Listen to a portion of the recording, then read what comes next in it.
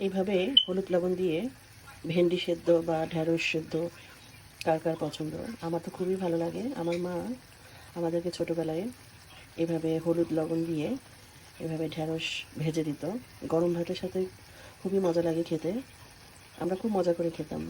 তো সেটা আমি এখনও খাই, এখনও করি এরকমভাবে আমার মা যেভাবে করতো। হলুদ লবণ দিয়ে একটু সামান্য জল দিয়ে এই আপনার ঢ্যাঁড়সটাকে সিদ্ধ করে নিয়ে জলটাকে শুকিয়ে ফেলতে হবে। শুকিয়ে ফেলে একটু হালকা ভাজা ভাজা করতে হবে।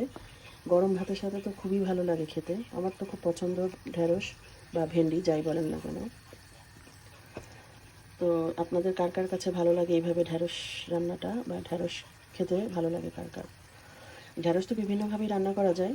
পেঁয়াজ দিয়েও রান্না করা যায়, শস্য বাটা দিয়েও চচ্চড়ি করা যায়। এভাবে কে কে খান আমার মতো কমেন্টে জানাবেন। আমি এখন এই জলটাকে শুকিয়ে নিব, তারপর আমি আবার দেখাবো। এই যে দেখুন আমি জলটাকে শুকিয়ে নিয়েছি, নিয়ে একটু ভাজা ভাজা করেছি।